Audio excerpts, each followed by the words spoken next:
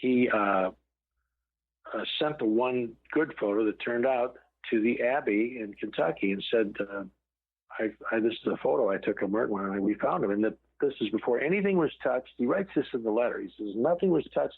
It's exactly as we found him, and I took this photograph, and this is how he was. And I'd like to know, he said, what are the results of the autopsy? Because he just figured there had to be an autopsy. You know, I mean, you want to know what happened, don't you? Well, there was no autopsy. See, there was no autopsy in Thailand. When the body got back to Gethsemane, they didn't do an autopsy either. They just buried him right away. And then they get a letter, and somebody's asking about an autopsy, and they got a photograph where some bells went off, and they just said, well, we got to get these negatives. You know, we can't get this photo flying around. So they, I don't know if you remember, your listeners might remember John Howard Griffin. He was a writer who wrote a book called Black Like Me back in the 60s. I do remember that, yeah. Yes. Well, he was at the monastery at the Abbey of Gethsemane, and he was going to write a biography of Merton, and he had become a friend of Merton's. And John Howard Griffin told, and I got this is in correspondence, I have letters. He wrote to the abbot and Brother Patrick Hart, who invented the shower story. He said, look, we got to get these photos. Can't let this. We got to make sure nobody ever sees these ever. You know, this has got to get the negatives.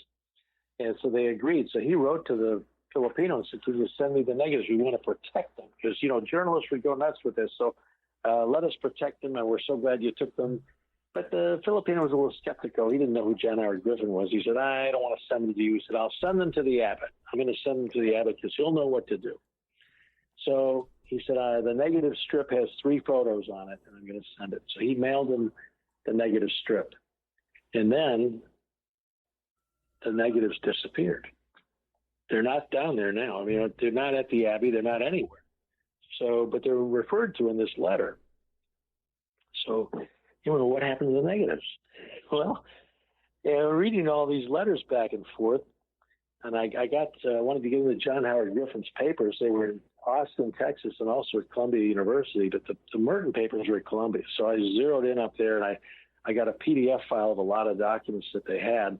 And in there, I saw what looked like a strip of negatives. And I didn't want to order them from Columbia because I thought if they knew what they had, they'd probably say, this is sensitive, you can't have it. Right. So I got in the car, I drove up to New York, and I brought my cell phone and my laptop computer so I could use it as a white table, a white background. And sure enough, in this box of documents, I found the envelope from the Philippines, registered mail, and inside was the strip of negatives. And I photographed them with my phone, and I reversed it using an app in my phone so I could see the picture. And I could actually bring up with, digital images, I would bring up the dark one. And after I had the photos, I asked the library if I could have a print.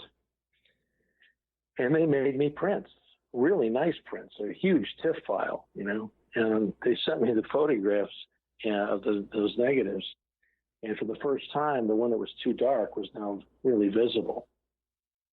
And then the library wrote to me and said, can you tell us what we're looking at? Because we want to, list it in our collection. What is this?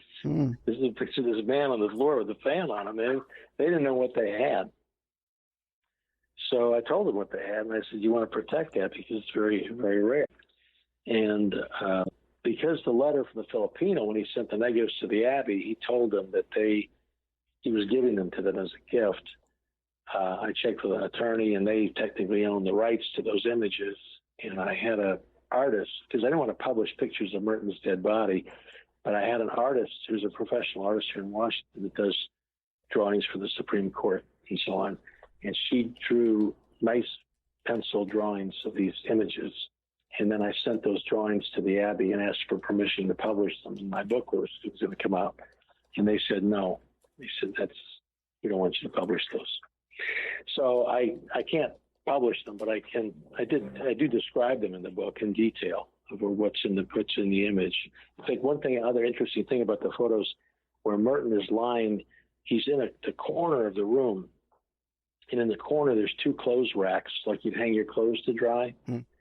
And his habit is sort of thrown on there in a haphazard way. It's kind of like, not neatly, it's just sort of like thrown there. And then he's on the floor with his head to the corner, but his left shoulder is underneath, mind you, the rod of this clothes rack that's closest to the floor. It's about the bottom rod is about 6 inches off the floor, but his shoulder is underneath of it. So, I mean, you have to think that he fell down and then scooted over a little bit to the left to get his shoulder underneath the clothes rack. I think the clothes rack may have gone over in a struggle when they hit him on the head, and then they set things back up and try to set things up quickly. And gotcha. Professional killers are good at killing, but they're not necessarily the best at staging a crime scene. And usually crime scenes, the police take charge and they take the photographs and they control what gets out, what doesn't get out. Some things disappear if necessary. But in this case, you've got 3 monks who were very smart, saw something was wrong, and they photographed it. So we actually have crime scene photographs of the scene undisturbed as it was found. It's amazing because they tell us that Merton was murdered because people don't fall like that. You don't get the clothes rack over you like that. And this bleeding head wound is there. And the police report, the autopsy report, or not the autopsy, but the coroner's report and the death certificate, nobody mentions the bleeding head wound. Nobody mentions that it's even there.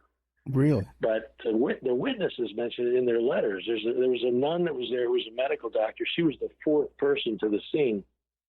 And she came in and looked at him and pronounced him dead. And she moved the fan to look at him. He had a burn on his pelvis because the fan was hot. It had current going through it because there was a wire that had been installed incorrectly. Somehow somebody installed a wire in the fan that made the whole thing hot. And because it was resting on his pelvis for I don't know how long, maybe an hour or two, it burned in that spot. But the bleeding head wound says we need an autopsy. What caused that? I mean, was it a blunt blow to the head? Was he jabbed in the head with an ice pick? Or I mean, what caused the wound on the head? Some people say, well, maybe he just fell on the floor and hit his head. Well, but you don't fall like that. If you look at these pictures, you'd say people don't fall like that. Well, let me ask you this, because you described the picture. Go ahead. No, you described the picture that he's. Go ahead. Well, the last thing I was going to say is if you want to roll someone over, you roll them over. You put their hands to their sides to roll them over. You can't roll someone over when their arms are out. And the bleeding head wound is not visible. When the first people come in, if they saw a bleeding head wound, they look, he's got a wound on his head. But see, because you turn him over, that's concealed. From the first impression is fan electrocution, maybe, but you don't see that bleeding head wound right away. Go ahead. You asked me something. Yeah, because you were saying that he was lying down with his hands to his sides with his palms down, or palms up, was it? Palms down. Palms down, right. So obviously he was staged that way. And the wound was to the back of his head. Back of his head, yes. Okay, and I forgot what I was going to ask you. The people who showed up right away, did they think the death was caused by the wound to his head? They didn't know. They were the doctor, the woman, the nun that was there. She was a medical doctor. She said she thought he might have been electrocuted because the fan was, electrified. Right. But she said I can't figure out. She said, how did the fan get on top of him? How did he end up in this position? She said the position doesn't make sense.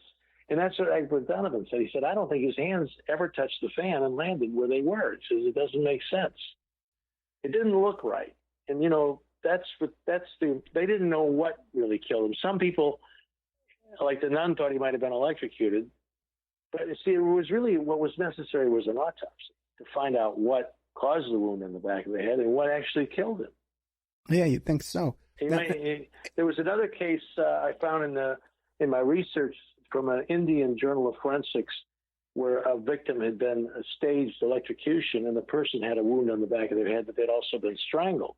See, Merton could have also been strangled. See, we don't know without an autopsy. And when you have an unattended death, as Merton's was unattended, you can't. The first thing you have to do is consider it as a homicide until you can rule that out. And you can't rule it out without an autopsy. And they did not do an autopsy, and that's very suspicious. And then when they start making up stories about showers, that even makes it more suspicious. I mean, what is going on here? Because you're not even telling us. They didn't even report that the Thais concluded heart attack. They went with the accident from the very beginning. Like the story's already written before he dies. Okay, then let me ask you this, because we only have about 10 minutes left. What did you conclude, after your investigation, what did you conclude was the cause of death, and also, too, who do you think killed him? Well, the cause of death is really kind of undetermined because we don't have an autopsy. Right. But I'd say we do have a suspicious wound, and we have a suspicious scene, and we have a lot of lies that have been made up about his death that are not true. And things were, they invented stories to say that, and even Brother Patrick Hart at his own monastery said that the door to his room had to be broken down because it was locked from the inside. And that's not true. They reached inside. There was a little louver door. You could reach in and unlock the door from the outside. You could lock it from the outside. The door was not broken down. But because the stories are made up that this was broken down, it's very suspicious. Now, who did it is a good question, and I think the first primary suspect has to be the CIA, and the reason being there were CIA agents all over that area at the time. There was Operation Phoenix was there. Right. William Colby was in charge of that, and he was there. There were assassins all over the place. And here this guy shows up who's your problem, who's criticizing your news media. And then what really points the finger to the CIA is how the news media handled his death, because they reported right out of the gate that this was an accidental death. But that's not what the Thai authorities concluded. So they were lying to us right out of the gate. The press was not telling us the truth, just like Merton said they don't. They don't tell you the truth. And they didn't tell us the truth about his death from the very beginning. So they have to, and they are your prime suspect, are your CIA news media. So I would say that they look very guilty right out of the gate. Now, what about the monks there? Did they see any suspicious people lurking around or visiting the day before, maybe, or? Well, there was some suspicious stuff the day before, because the day before, when Merton and the Filipino returned to the cottage, the door was unlocked, and usually it wasn't locked. It was usually locked, and they thought, oh, that's funny, the door's unlocked. And then the Filipino said that Merton's room had been rearranged. Merton told him his room had been rearranged, so the furniture inside the room, the desk, the bed, the lamp, so things had been moved, and he thought he told the Filipino, maybe I think the maid rearranged my room. Well, the maid didn't rearrange the Filipino's room. Why did they rearrange Merton's room? Maybe it was getting it set in the way that they wanted it for the assassination. That's interesting. So there was something suspicious the day before. Yeah, there's a whole bunch of stuff. I mean, the book there's three parts of it. There's the first part is about the Thai, what happened in Thailand, and what the witnesses who they were there say they saw compared to the police report. And by the police report misspells everybody's name.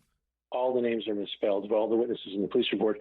And then when Brother Patrick Hart wrote this postscript where he invented the shower story, he did not mention anybody's name. He calls them the monk, the nun, they, them. The body was simply discovered. Like, we don't even know who discovered it. It was just the body was discovered. And, he doesn't mention any names. They're hiding the witnesses. And another curious thing that was really interesting is the pajamas I mentioned. There was a letter. There's two fake documents in this case, and one of them is a letter that was supposedly written by 6 Trappist monks. And this letter was originally circulated right after Merton's death, sent to friends of the Abbey. But it was later published in that book of the Asian journal of Thomas Merton, where they had all of his journals, where Brother Patrick Hart invented the shower story. Well, in the book where they invented the shower story, the letter had 3 words removed, and those words were in his pajamas. The original letter said he was found in his pajamas, but when it got published in the book in 1973, the editors took out the words in his pajamas. And I contacted the publisher, because once we determined that the letter was a fake letter, it was not authored by the people they say authored it, I was curious, how do you get permission to publish the letter? So I contacted New Directions Publishing in New York. I said, you removed 3 words from a letter in his pajamas, and in your